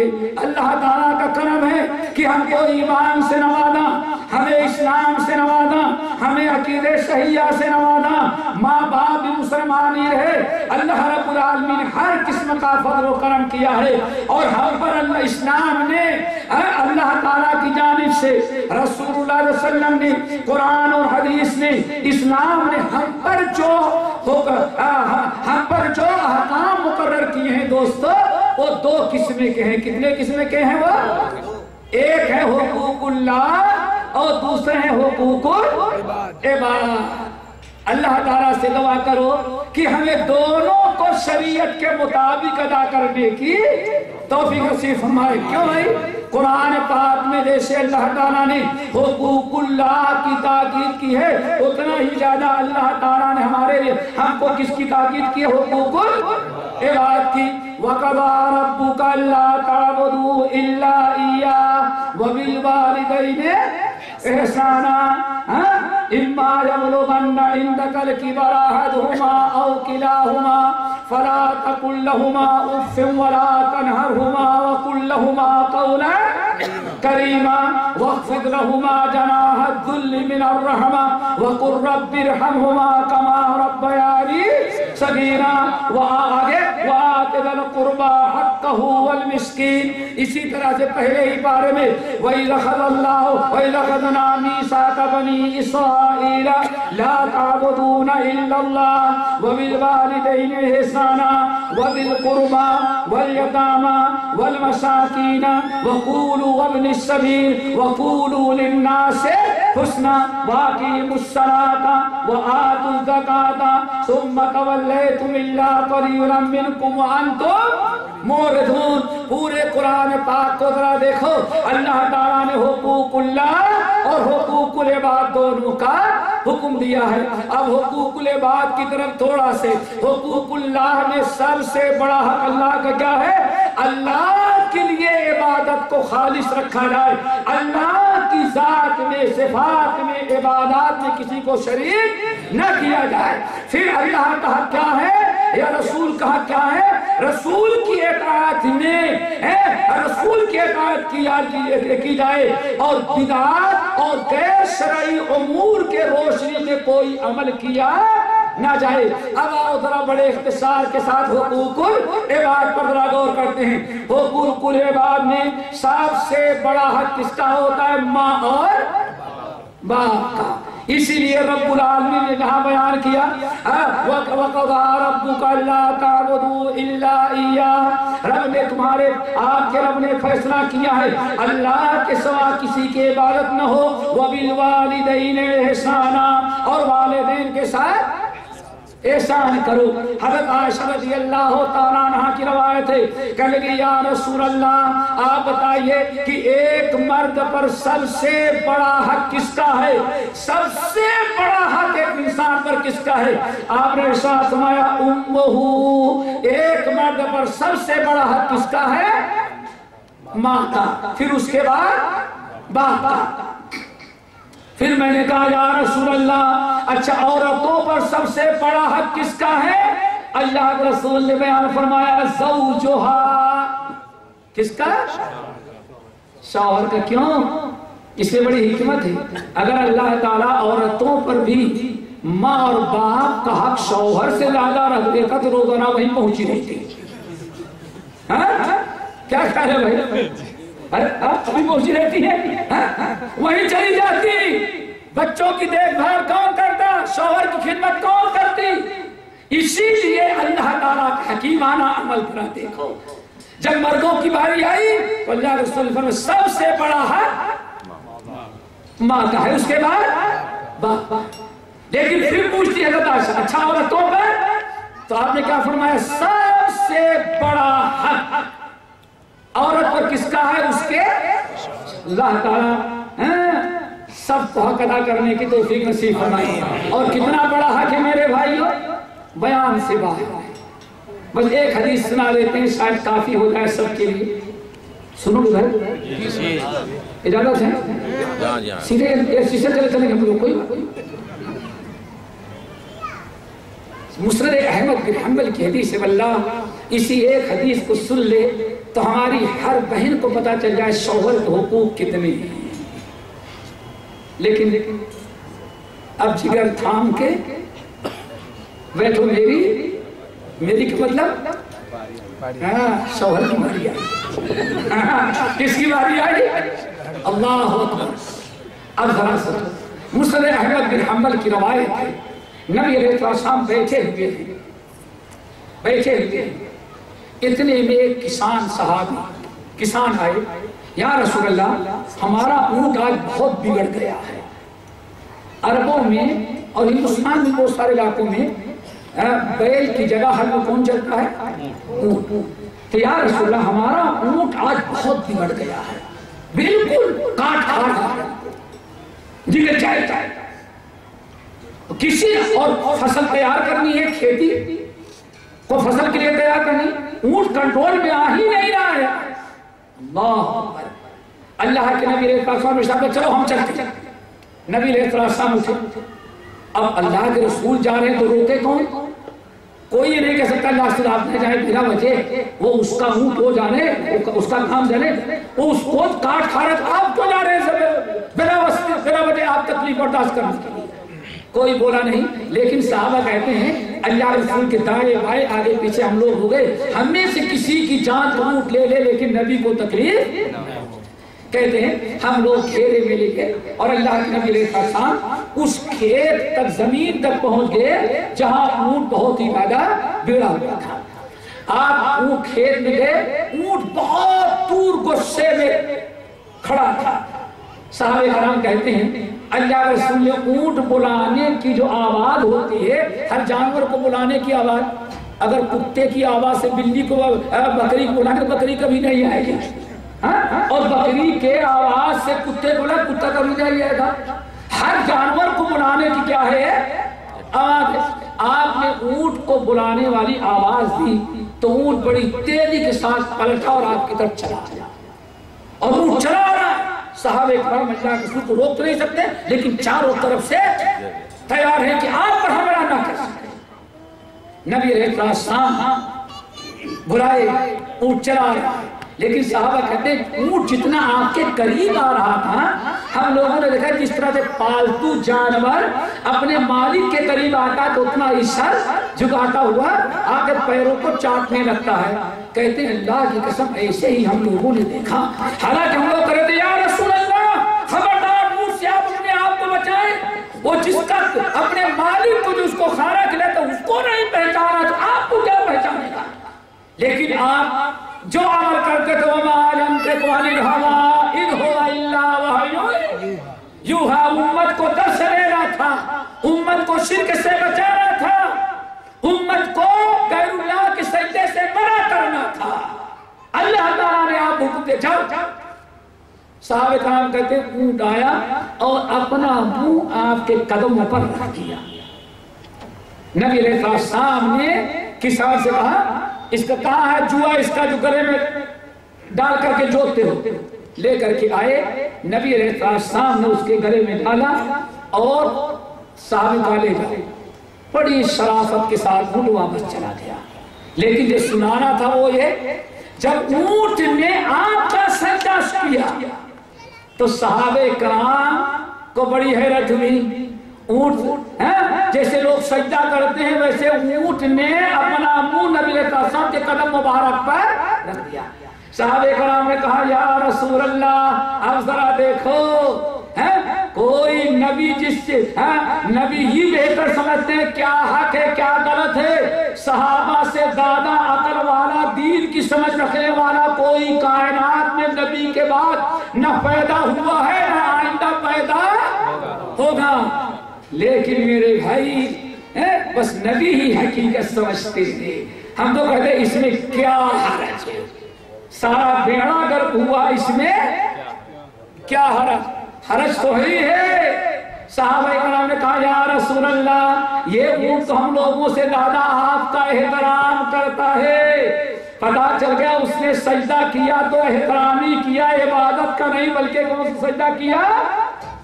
آج کہتے ہیں سجدہ دو ہوتا ہے، ایک عبادت کا ایک تعظیم کا۔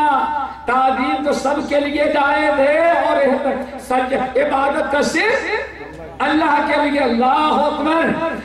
صحابہ کرام نے کہا یا رسول اللہ یہ اونٹ تو بڑا نیک ہم سے اچھا نکلا، کیوں؟ یہ تو آپ کا اتنا احترام کرتا ہے کہ آپ کا سجدہ کر لیا۔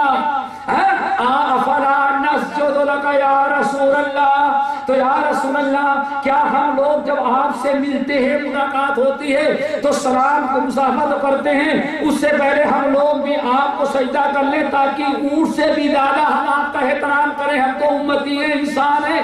اونٹ آپ کا اتنا احترام کہ آپ کا سجدہ کرتا ہے اور ہم انسان ہو کر کے آپ کا احترام ایسا نہ کریں، سجدہ نہ کریں۔ افلا نسجد لک یا رسول اللہ۔ اللہ سے فرمایا خبردار۔ صحابہ نے اپنے تئیں سمجھا لیکن وہ سمجھ اللہ اس کے رسول کے مرضی کے خلاف۔ تو یہ مولوی صاحب کی سمجھ کہاں سے بڑی اچھی ہو جائے کہ اللہ کے رسول کے نہیں، حدیث تو ظاہری یہ ہے لیکن معنی اصل یہ ہے۔ خود تو بدلتے نہیں، قرآن تو بدل دیتے ہیں۔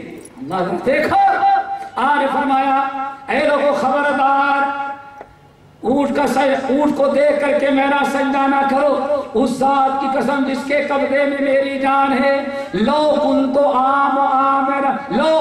آمر لأحد ان يسجد لأحد لأمرت المرأة ان تسجد لزوجها، اگر غیر اللہ کا سجدہ جائز ہوتا تو میں اپنا سجدہ نہ کرواتا، میں عورت کو حکم دیتا کہ اپنے شوہر کا سجدہ، لیکن عورت کو بھی نہیں کہتا کہ اپنے سردار کا سجدہ کرو۔ کیوں؟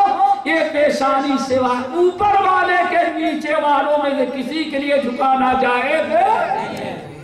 اللہ اکبر میرے بھائیوں، ہم تو قرآن و حدیث جانتے ہیں، سوچو اللہ رسول نے منع کر دیا، اب حضرت آدم کا سجدہ فرشتوں نے کیا ہوگا، ہمیں اس سے سروکار نہیں، ہمیں سروکار اس سے ہے کہ محمد صلی اللہ علیہ وسلم نے بتایا۔ اللہ اکبر۔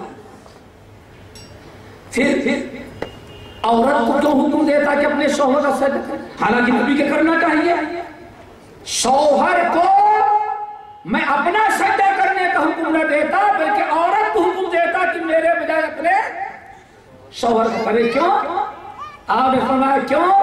عورت پر شوہر کے اتنے حقوق ہیں کہ اگر وہ ادا کرنا چاہے تو ادا۔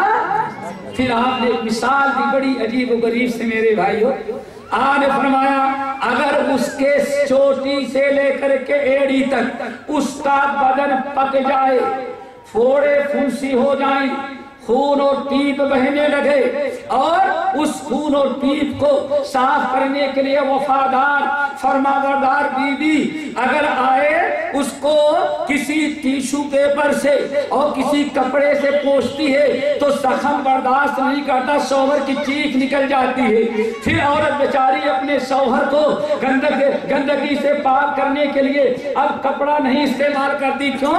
وہ کپڑا برداشت نہیں کر پاتا، اپنے انگلی سے صاف کر کے پورے سر سے لے کر کے چوٹی تک، سر سے لے کر کے ایڑی تک کے پورے زخم کو اپنے انگلیوں سے صاف کر کے اس کے زخم کو صاف کرتی ہے، لیکن جب انگلی لگتی ہے جب بھی اس کی چیخ نکل جاتی ہے۔ شوہر کو اتنی تکلیف ہے کہ شوہر برداشت نہیں کر پاتا، انگلی کو بھی برداشت نہیں کر پاتا، عورت بیچاری پریشان ہے، ہائے افسوس، اے اللہ آپ نے میرے شوہر کو اتنی تکلیف میں دیا کہ دستی سے پہنچتی ہوں برداشت نہیں کر پاتا، انگلی سے پہنچتی ہوں برداشت نہیں کر پاتا، لیکن وفادار بیوی اللہ سے ارشاد فرماتے ہیں آخر میں آ کر کے سوچتی ہے سب سے نرم نازک زبان ہماری زبان ہے، اس لیے اپنے زبان سے اس کے خون اور پیر کو اٹھاتی ہے اور اوپر دیکھتی ہے، اس طرح سے پیر سے لے کر کے چوٹی تک کے سارے زخم کو اپنے زبان سے وہ صاف کرتی ہے۔ اللہ نے فرمایا اگر اتنی خدمت کر ڈالے کوئی عورت اپنی بیوی کی، ما عدت حقہ، جب بھی شوہر کا حق ادا۔ اللہ اکبر۔ لیکن ہمارے بھائی لوگ تو بڑے خوش ہو گئے ہوں کہ مولوی صاحب نے خوب زبردست کہا، لیکن کبھی یہ بھی سنا کہ ان کا بھی تو کچھ حق ہے۔ کیوں؟ اللہ فرماتے ہیں وَلَهُنَّ مِثْلُ الَّذِي عَلَيْهِنَّ، قرآن پاک سورۃ البقرہ کی ہے، جیسے عورتوں پر تمہارا حق ہے ویسے ہی عورتوں کا تم پر حق ہے۔ اللہ اکبر۔ سنن ترمذی کی حدیث، سنن ترمذی کی حدیث، ماں اور بہنوں کا کتنا بڑا حق ہے وہ بھی ذرا سنتے چلو۔ سنن ترمذی کی حدیث بڑی پیاری حدیث ہے، اس بڑی جامع معنی حدیث ہے۔ نبی علیہ السلام ارشاد فرماتے ہیں، حدیث کے راوی ہیں حضرت معاویہ بن حکم السلمی رضی اللہ تعالیٰ عنہ، کہتے ہیں نبی علیہ السلام بیٹھے ہوئے تھے، لوگ آپ سے سوال کیا گیا یا رسول اللہ ما حق زوجتی احدنا علیہ، یا رسول اللہ ذرا میری بیویوں کا ہم پر کیا حق ہے؟ بتائیں۔ اللہ اکبر۔ بیویوں کو یہ کہنے کی ضرورت نہیں کہ اللہ تعالیٰ کے رسول ذرا ایک دن عورتوں کے حقوق بیان کرتے ہیں، نہیں، مردوں کو خود فکر ہے کہ ہاں عورتوں کے حقوق ہم پر کیا ہے. یا رسول اللہ ما حق زوجتی احدنا علی، آپ ذرا بتائیں ہماری بیویوں کا ہم پر کیا حق ہے. اللہ کے رسول نے اتنے پیارے حقوق بیان کیے، اگر وہی حقوق سن لیا جائے اور آج سے آپ ادا کرنے لگے تو ہمارے گھر کے سارے جھگڑے سکون ہوگا. لیکن ہم بیویوں کے حقوق بھی سیکھتے ہیں تو ٹی وی سے سیکھتے ہیں آج کل، اور امریکہ کے وہ کتے کی زندگی گزارنے والے جو ہوتے ہیں جن کی بیوی کا پتہ ہی نہیں رہتا، ان کی کتابوں سے ہم سیکھتے ہیں. ارے بھائی کبھی قرآن سے سیکھا، حدیث سے سیکھا؟ اللہ کے نبی علیہ السلام نے ارشاد فرمایا، دیکھو بیوی کا حق کیا ہے. نمبر 1 ان تطعمها اذا طعمت، جب تم کھانا کھاتے ہو تو اس کو بھی کھانا. ٹھیک ہے نا بھائی؟ ایسا نہیں کہ گھر میں آج سالن اچھا نہیں، چلو دوستوں کے ساتھ ہوٹل میں کھا کے آئے، بیوی یہی کھا لے گی. یہی سب سے پہلی حق ہے. دیکھا ان تطعمها اذا طعمت، جب تم کھاتے ہو تو اپنی بیوی کو بھی کھاتے تو روزانہ ہی ہے، لیکن کبھی ایسا ہوتا ہے کہ آج گھر میں کھانا اچھا نہیں ہے، بیوی کو کھانے دو، چلے جائیں دوستوں کے ساتھ ہوٹل میں کھا کے آئے. نمبر 2 وَأَن تَكْسُوهَا إِذَا اكْتَسَيْتَ، جب تم اپنے لیے کپڑا خریدتے ہو تو اپنی بیوی کے لیے بھی خرید کر کے لاؤ. کیا خیال ہے؟ شادی کی نہیں؟ اچھا پہلے تیار ہو جاؤ، پہلے سے سمجھ جاؤ، پہلے سے سمجھو کہ کیا حق ہے. پہلا حق کیا ہے؟ ان تطعمها اذا طعمت، جب خود کھاتے ہو تو بیوی کو بھی کھلاؤ. دوستوں کے ساتھ مٹھائی کھا لیے تو بیوی کے لیے بھی لے کر کھلاؤ. نمبر 2 اللہ اکبر وان تکسوها اذا اكتسيت، اور جب تم اپنے لیے کپڑے کا انتظام کرتے ہو تو بیوی کے لیے بھی کپڑے کا انتظام کرو. نمبر 3 اللہ اکبر ولا تضرب الوجہ، کبھی غصہ آئے تو چہرے پر ہاتھ نہیں اٹھانا. اللہ اکبر. اور ہم کیا کہتے ہیں؟ ایسا تماشا معلوم ہے سارا بیک اپ خراب ہو جائے. ہمارا ہاتھ سب سے پہلے کہاں اٹھتا ہے؟ ایسا ہاتھ معلوم ہے کہ حلیہ تمہارا کھڑا. اللہ اکبر. یعنی اگر کسی مرد میں کبھی کسی ضرورت کے وقت تنبیہ و اصلاح کی طرف سے اپنے بیوی کو مارتا ہے تو مارنے میں 2 چیزوں کا خیال رکھنا ضروری ہے. اسلام نے بوقت ضرورت عورت پر ہاتھ اٹھانے کا حکم دیا، لیکن کتنی شرطوں کے ساتھ. نمبر 1 ولا تضرب الوجہ، خبردار چہرے پر کبھی اس کے نہیں مارنا. ٹھیک ہے نا بھائی؟ اور ہمارا سب سے پہلا ہاتھ کہاں اٹھتا ہے؟ کہ عورت کی حق تلفی، ہم نے عورت کا حق نہیں دیا. دوسری وجہ کیا ہے؟ غیر مبرہین، اور کبھی مارنا تو اتنے زور سے نہ مارنا کہ تمہارے ہاتھ کا اثر اس کے بدن پر پڑے. اللہ اکبر.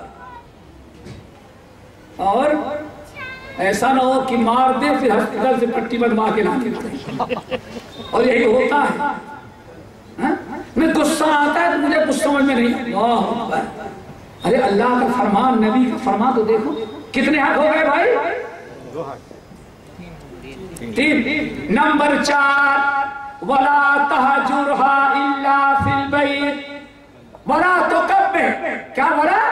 تکبر. نمبر 4 کبھی بیوی کے شکل پر، اس کے قد پر، اس کے شکل پر، اس کے کلر، اس کے رنگ پر اللہ سے فرمایا خبردار کبھی عیب نہیں نکالنا. کبھی اپنے زبان سے یہ احساس نہیں دلانا کہ تمہاری شکل ہمیں اچھی یا تمہاری شکل دیکھ کر کے ہماری بھوک مر جاتی ہے.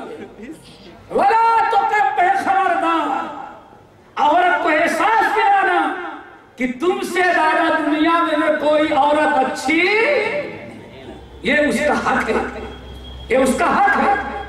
کتنے ہو گئے؟ نمبر 4 وَلَا تَحْجُرْهَا إِلَّا فِي الْبَيْتِ، اگر کبھی غصہ ہو جانا تو ایسا نہیں کہ غصہ ہوئے پٹنہ میں اور غصے میں ٹکٹ لیے ناراض ہو کر کے کہاں چلے گئے؟ کلکتہ چلے گئے، نہیں۔ وَلَا تَحْجُرْهَا إِلَّا فِي الْبَيْتِ، اگر بیوی سے جھگڑا ہو گیا، آپ اس سے الگ سونا چاہتے ہیں تو یہ بھی اجازت نہیں کہ اپنے ماں کے کمرے میں چلے جائیں، باپ کے کمرے میں چلے جائیں، کمرہ چھوڑ کر کے حال میں آ کے سو جائیں، نہیں، آپ کو اسی کمرے میں سونا ہے، بستر چھوڑ سکتے ہیں، لیکن جس کمرے میں بیوی رہتی ہے اس کمرے کو چھوڑ کر کے چلے جانا اسلام نے آپ کو اس کا اختیار، کیوں میرے بھائی؟ اگر آپ اسی گھر میں ہیں جس کمرے میں سوتے ہیں، بیوی سے کوئی لڑائی ہوئی، آپ وہی بستر چھوڑ کے کنارے ہو گئے، اگر بیوی کو احساس ہوگا اپنی غلطی کا، کوتاہی کا، تو اسی وقت وہ آپ سے معافی مانگ لے گی۔ کیوں میرے بھائی؟ آپ نے پوچھا اے لوگو الا اخبرکم بنسائکم من اہل الجنہ، میں تم لوگوں کو بتاؤں کہ تمہاری کون سی بیویاں جنت میں جائیں گی؟ صحابہ نے کہا بلا یا رسول اللہ، ضرور بتائیں۔ آپ نے فرمایا الودود الولود العود التي تقول لواللہ، آپ نے فرمایا سب سے، اور تمہاری بیویوں میں وہ بیویاں جنت میں جائیں گی جن کے اندر 4 خوبیاں پائی جائیں۔ نمبر 1 الودود، شوہر سے محبت کرنے والی ہوں۔ نمبر 2 الولود، بچہ جننے والی ہوں۔ نمبر 3 العود، شوہر ناراض ہو جاتا ہے تو شوہر کی طرف بار بار منانے والی ہو۔ پھر نمبر 4 اگر شوہر زیادہ اکڑ گیا ہے، زیادہ پارا گرم ہو گیا، ہائی ہو گیا ہے، ایسے موقع پر شوہر اور بیچاری کیا کرتی ہے؟ آتی ہے اپنے آپ کو شوہر کے باہوں میں ڈال دیتی ہے اور کہتی اللہ کی قسم کھا کے کہتا ہوں، یاد رکھو، کہتی ہوں یہ کھانا تیار ہے، یہ چائے تیار ہے، یہ ناشتہ تیار ہے، واللہ لا ابوس غمسن، اللہ کی قسم کھا کے کہتی ہوں ایک لقمہ کھانا حلق کے نیچے نہیں اتار سکتی، ایک گھونٹ پانی اور چائے نہیں اتار سکتی جب تک کہ میرے سردار آپ مجھ سے راضی۔ اللہ رسول نے فرمایا یہ عورت جنت میں جائے گی۔ میرے بھائی بتانا چاہتا تھا اب یہ سب عورت کب آپ حق ادا کرے گی؟ جب اسی کمرے میں آپ رہیں گے۔ باپ کے کمرے میں جا کے سو گئے ہیں، اب اپنی لڑائی کو بیوی جا کر کے بتائے کہ ہم سے لڑ کر کے آ رہے ہیں، دوستوں کے ہاں جا کے سو گئے ہیں، اب دوست کے ہاں بیوی گھومنے کے لیے اور پڑا، گھر سے باہر کیسے قدم نکالا اور کلکتہ بھگ گئے اور موبائل بند کر دیا۔ پھر اب عورت اپنا آپ کا حق ادا کرنا چاہے تو کیسے کرے؟ اس لیے اللہ رسول فرمایا یہ ایک بیعت وقت تمہاری بیویوں کا 5 حق تم پر ہے۔ صحیح مسلم کی حدیث، عورتوں کے حقوق، آپ نے ارشاد کیا لا یفرق، نہیں کسے گا، لا یفرق مومن مؤمنة ان سخط منها خلقا رضی منها آخر، اور کما قال علیہ السلام، اور یہی قرآن پاک نے بیان کیا ہے۔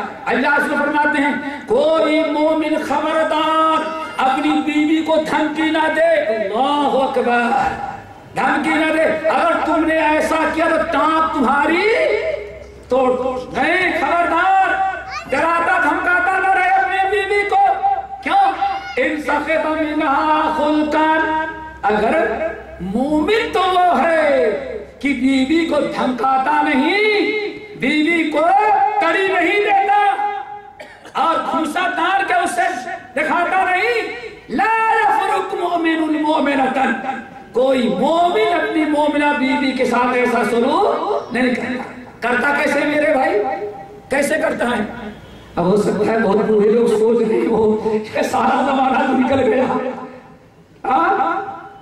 سارا زمانہ نکل گیا۔ میرے بھائیو اللہ اکبر، اللہ کے رسول نے فرمایا مومن کرتا کیا ہے؟ ان سخط منها خلقا، اگر عورت کی بیوی کی کوئی ایک عادت اس کو ناپسند لگتی ہے، کسی ایک چیز کو ناپسند کرتا ہے، تکلیف ہوتی ہے، تو مومن بیوی کے صرف عیوب پر، نقائص پر، خامی پر نگاہ نہیں رکھتا، رضی منہا خلقا آخر، تو شوہر، مومن شوہر فوراً عورت کی سینکڑوں خوبیوں پر، زبان کی تیز تو ہے، زبان کی تو تیز ہے لیکن بڑی خدمت گزار ہے، زبان کی تو تیز ہے لیکن بچوں کی بڑی تربیت کرنے، ہزار خوبیاں ہیں۔ اللہ سے فرماتے ہیں مرد پر واجب ہے کہ اپنی بیوی کا حقیقت سمجھے، کہ بیوی کے ایک دو غلطیوں کو دیکھ کر کے فساد نہ پھیلانے کی کوشش کرے، بلکہ کوشش یہ کرے کہ ہمیشہ دو چار خامیوں کو سینکڑوں خوبیوں کے لیے برداشت کر لے۔ بڑے حقوق ہیں اور بات ٹائم زیادہ ہو جائے گا، اللہ تعالیٰ سے دعا کرو بار بار مل بیٹھنے کی توفیق دے تاکہ سارے حقوق بیان کیے جائیں، حقوق اللہ، حقوق العباد، اس سے زیادہ ہم بیان نہیں کر سکتے۔ اللہ تعالیٰ ہم سب کو مل کی توفیق نصیب فرمائے۔ اقول قولی ھذا واستغفر اللہ من کل ذنب واتوب الیہ۔